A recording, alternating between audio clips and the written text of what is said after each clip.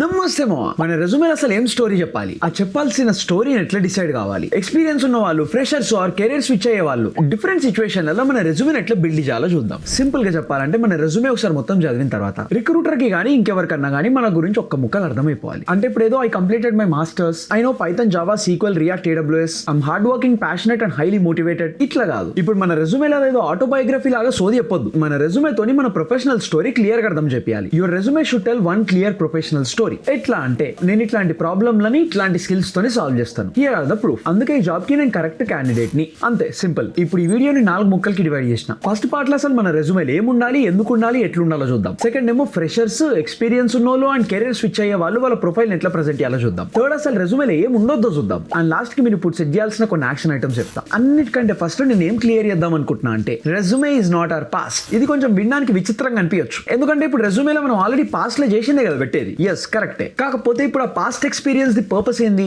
దాన్ని మన ఫ్యూచర్ ని కన్విన్స్ చేయడానికి వాడాలి. For example you're trying for data analyst role అనుకుందాం. ఇప్పుడు మన రెజ్యూమేలో ఫస్ట్ ప్రాజెక్ట్ నెట్ఫ్లిక్స్ లోను, second project image classification using CNN, తర్వాత maybe internship in social media management. Next skill section అనేమో Python, Java, C++, HTML, CSS, React, Photoshop, Excel, power BI ఇంకా AWS. ఇట్లుంది అనుకో, అసలు రిక్రూటర్ కి ఏమర్థమవుతుంది? ఇప్పుడు డేటా అనలిస్టా, సాఫ్ట్వేర్ ఇంజనీరా, మెషిన్ లెర్నింగ్ ఇంజనీరా, లేకపోతే content మేనేజరా, ఎవరికి క్లారిటీగా అర్థం కాదు. బట్ ఇప్పుడు సేమ్ ఇదే రెజ్యూమేని మనం డిఫరెంట్ గా పొజిషన్ చేయొచ్చు. అంటే సేమ్ అదే డేటా అనలిస్ట్ రోల్ కి ట్రై చేస్తున్నాం అనుకో. ఇప్పుడు మన ప్రొఫైల్లో ఉన్నాయి లేని అన్ని తీసుకొచ్చి పెట్టే బదులు sequel, Python, data cleaning, dash boarding, business insights and relevant analytics ప్రాజెక్టులు ఇవన్నీ తీసుకొచ్చి పెట్టినాం అనుకో, ఇప్పుడు మన స్టోరీ క్లియర్ గా ఉంటుంది. ఇది చూసినప్పుడు రిక్రూటర్ కి ఏమనిపిస్తుంది? ఈ క్యాండిడేట్ మొత్తం ఒక బంచ్ ఆఫ్ మెస్సీ డేటాని తీసుకొని యూస్ఫుల్ బిజినెస్ ఇన్సైట్స్ లాగా మార్చగలుగుతాడు అని తెలుస్తుంది. సేమ్ అట్లనే for example back and engineer అనుకో, ఏపీఐలు, డేటాబేస్లు, system design, cloud, performance, reliability ఇవన్నీ క్లియర్ కనిపిస్తే రిక్రూటర్ కి ఇప్పుడేమనిపిస్తుంది? ఈ క్యాండిడేట్ బ్యాక్ అండ్ సిస్టమ్స్ ని హ్యాండిల్ చేయగలుగుతాడు అని తెలుస్తుంది. సేమ్ అదే క్యాండిడేట్, సేమ్ అదే పాస్ట్, కాకపోతే మనం ప్రెజెంట్ చేసే స్టోరీ డిఫరెంట్ ఉంటుంది. ఎందుకంటే ఇప్పుడు ప్రతి రోల్ కి మన గురించి ప్రతి డీటెయిల్ ఇవ్వాల్సిన అవసరం లేదు. మనం ఏ రోల్ కోసం ట్రై చేస్తున్నామో దానికి రిలవెంట్ స్టఫ్ పెడితే సరిపోతుంది. సో ఫస్ట్ మనం మన ఎండింగ్ డిసైడ్ చేయాలి. ఎస్ అంటే మన రెజ్యూమేని స్టార్ట్ చేయడానికంటే ముందు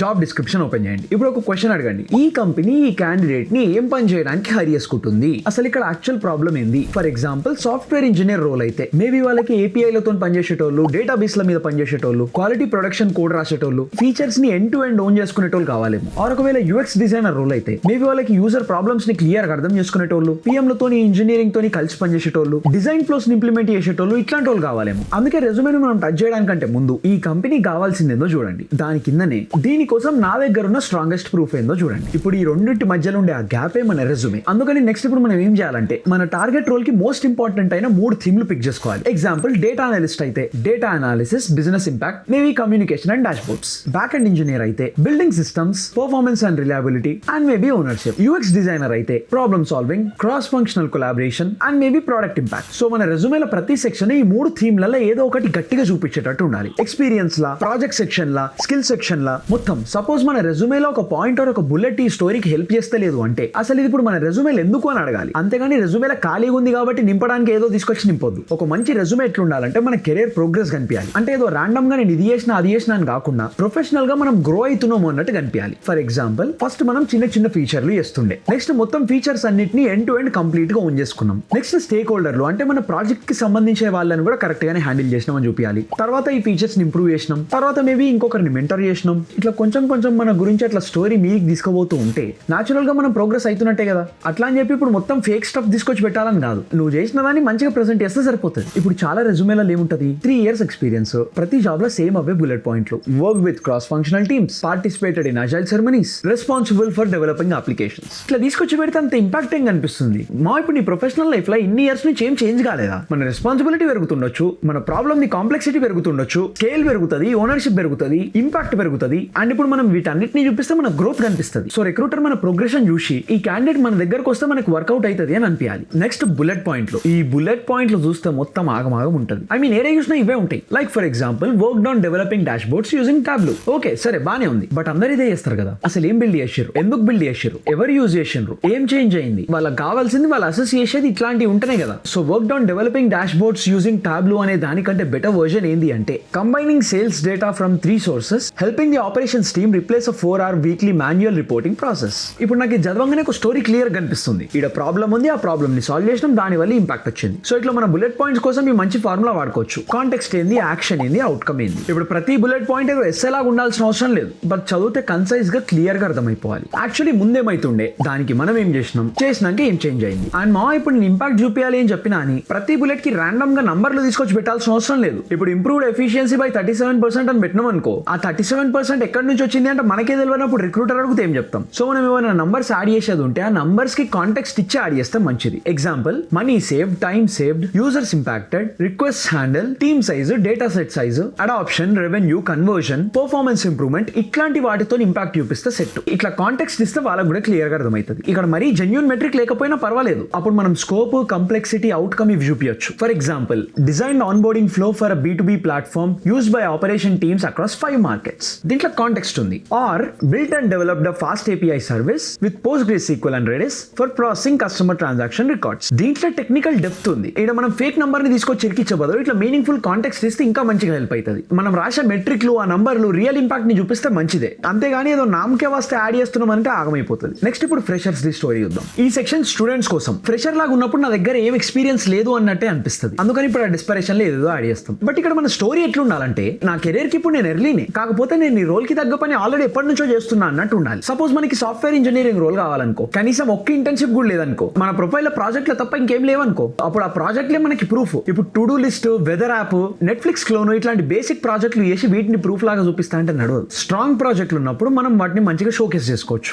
బై ద వే, ఇప్పుడు ఈ రియల్ ప్రాజెక్ట్స్ ఎట్లా చేయాలి ఏంది అని ఆల్రెడీ వీడియో చేసిన. యాక్చువల్లీ సీక్వెన్స్ ఆఫ్ వీడియోస్ చేసిన. ఆ ప్లేలిస్ట్ ని ఐ బటన్ ఇంకా కింద డిస్క్రిప్షన్ లో పెడతా, అవసరం పడుతుంది, పక్కా చూడండి. కొంచెం బ్రేక్ డౌన్ చేసి నార్మల్ భాషలు చెప్పాలంటే, ఇప్పుడు స్ట్రాంగ్ ప్రాజెక్ట్స్ అంటే సార్ట్ ఆఫ్ రియల్ ప్రాబ్లమ్ ని సాల్వ్ చేసేవన్నట్టు. అండ్ రియల్ యూజర్స్ ఉండాలి, 10 మంది అన్నా పర్వాలేదు. And end to end flows ఉండాలి. మేబీ మన కాలేజ్ క్లబ్ కోసం ఏదైనా రియల్ టూల్ తయారు చేసిందో, మేబీ మన ఇంటి పక్కన ఉన్న షాప్ కోసం ఏదైనా టూల్ తయారు చేసినామో, వాళ్ళ కోసం AI ని వాడి మన ఆటోమేషన్స్ ఇచ్చినామేమో, మేబీ మనం చేసిన ఓపెన్ సోర్స్ కాంట్రిబ్యూషన్స్ ఏమైనా ఉంటే అవి, ఆర్ మేబీ మన ఫ్రెండ్స్ కోసం ఆర్ మమ్మీ డాడీ కోసం ఏదైనా చిన్న చిన్న టూల్స్ చేసినామేమో. సో ఇట్లాంటి రియల్ ప్రాబ్లమ్స్ ని వెతికి రియల్ యూజర్స్ కోసం రియల్ సొల్యూషన్స్ చేసినామంటే మన స్టోరీ అప్పుడు చెప్పడానికి బాగా క్రేజీ అయిపోతుందా. మనం చేసింది మరీ కాంప్లికేటెడ్ ప్రాజెక్ట్ కాకపోయినా రియల్ ప్రాజెక్ట్ కాబట్టి ఇంపాక్ట్ ఎక్కువ చూపించగలుగుతాం. సో ఇట్లా మనం రియల్ ప్రాజెక్ట్ల మీద పనిచేస్తే, ఇప్పుడు నా ప్రొఫైల్ లో జాబ్ లేదు కరెక్టే, బట్ నాకు రియల్ ప్రాబ్లమ్ల మీద ఎట్లా పని చేయాలో తెలుసు, అండ్ ఆ ప్రాబ్లమ్లకి సొల్యూషన్ కూడా చేయడానికి నాకు వచ్చు అని చూపించచ్చు. మనం కాలేజ్ ఉన్నప్పుడు డిగ్రీ తెచ్చుకోవడం ఇంపార్టెంటే, ప్రాజెక్టులు చేయడం ఇంకా ఇంటర్న్షిప్లు చేయడం దానికంటే ఎక్కువ హెల్ప్ అవుతాయి. నెక్స్ట్ కెరీర్ స్విచ్ చేసేటోళ్ళ గురించి చూద్దాం. అంటే నేను ఇండియాలో వాల్మార్ట్ లో బిగ్ డేటా ఇంజనీర్ లాగా పనిచేస్తుండే. US కి డేటా సైన్స్ లో మాస్టర్స్ చేయడానికి వచ్చి ఒక 2 years ముందు గ్రాడ్యుయేట్ అయ్యే టైం కి UX డిజైన్ డొమైన్ కి షిఫ్ట్ కొట్టిన. ఇక్కడ నేను నా ప్రొఫైల్ లో నా పాత డేటా సైన్స్ ఎక్స్పీరియన్స్ నే వాడుకున్నా. బట్ ఇప్పుడు నాకు కావాల్సిన రోల్ కి సెట్ అయ్యేటట్టు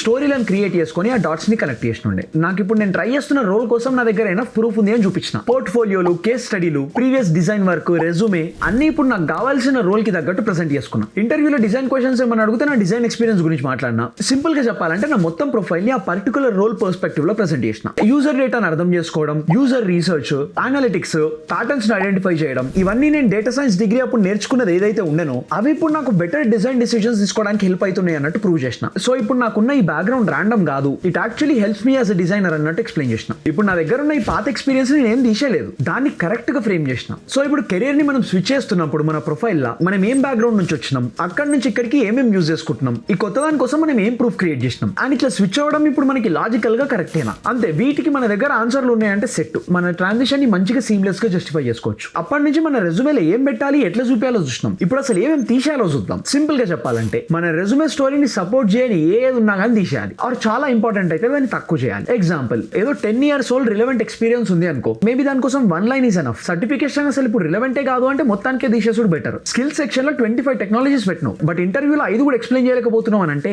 లేపేయాలి, అవసరం లేదు. 4 ప్రాజెక్టులు ఉన్నాయి, బట్ 2 ప్రాజెక్టులు చాలా వీక్ ఉన్నాయి. అప్పుడు ఇక ఓన్లీ స్ట్రాంగ్ ప్రాజెక్ట్ ని పెట్టుకోవడం మంచిది. మనం గుర్తుపెట్టుకోవాల్సింది ఏంటి అంటే, ఎక్కువ ఇన్ఫర్మేషన్ ఉన్నంత మాత్రాన అది స్ట్రాంగ్ రెజ్యూమే అన్నట్టు కాదు. యాక్చువల్లీ కొన్ని సార్లు అదే వీకెస్ట్ రెజ్యూమే అవుతుండొచ్చు, ఎందుకంటే ఇక్కడ ఇంపార్టెంట్ అండ్ రిలవెంట్ ఇన్ఫర్మేషన్ ఈ క్లటర్ వల్ల గాల్లగొట్టబోతుంది. మోస్ట్ ఆఫ్ ద స్పేస్ మన రెజ్యూమేలా మన strongest, most recent and most relevant work కి పెట్టాలి. ఓల్డ్ ఇన్ఫర్మేషన్ ఆర్ కొంచెం రిలవెంట్ లేని ఇన్ఫర్మేషన్ ఏదైతే ఉంటుందో అది మొత్తానికే తీసేయాలి, లేకపోతే చిన్నగా అయిపోవాలి. దీని గురించి ఇంకా ఇన్డెప్త్ గా మళ్ళీ చూద్దాం. అది అప్లోడ్ చేసిన తర్వాత ఐ బటన్ ఇంకా కింద డిస్క్రిప్షన్ లో పెడతా, అవసరం పడుతుంది చూడండి. Next the 10-second story test. మన రెజ్యూమేకి ఇప్పుడు ఒక చిన్న టెస్ట్ పెడదాం. ఫస్ట్ ఆ రెజ్యూమే తీసుకోపోయి పక్కన ఉన్న వాళ్ళకి ఎవరికైనా ఇవ్వండి. ఎవడో మన దోస్తు గాడన్నా ఓకే, ఇండస్ట్రీ ప్రొఫెషనల్ అయ్యి ఉండాల్సిన అవసరం లేదు. ఇచ్చి వాళ్ళకి చెప్పాల్సింది ఏంటి అంటే, బాబాయ్ రెజ్యూమే జస్ట్ ఒక 10 seconds చూసి తీసేయి. వాళ్ళు క్లోజ్ చేసిన తర్వాత ఈ క్వశ్చన్స్ అడగండి. నేను ఇప్పుడు ఏ రోల్ కి టార్గెట్ చేస్తున్నా, నేను ఏం స్కిల్స్ లో స్ట్రాంగ్ ఉన్నా, దీంట్లో నా ప్రూఫ్లు ఏమైనా గుర్తున్నాయా, నేను ఇప్పుడు అప్లై చేస్తున్న రోల్ కరెక్టేనా. వాళ్ళు ఇప్పుడు మన ప్రొఫైల్ ని ఒక 10 seconds చూసి తీసేసిన తర్వాత ఇది ఆన్సర్ చేయడం కొంచెం కూడా రాకపోతే, బాగా స్ట్రగుల్ అయ్యకుండా అసలు చెప్పనికినే వస్తలేదు అని అంటే మోస్ట్ ప్రాబబ్లీ మన స్టోరీ ఇక్కడ క్లియర్ గా లేదు అని అర్థం. అండ్ మా ఇప్పుడు మనుషులు చూసేది అవసరమే లేదు, ఆయనకి 10 సెకండ్లలో అర్థమైతేంది కాకపోతే బొంగు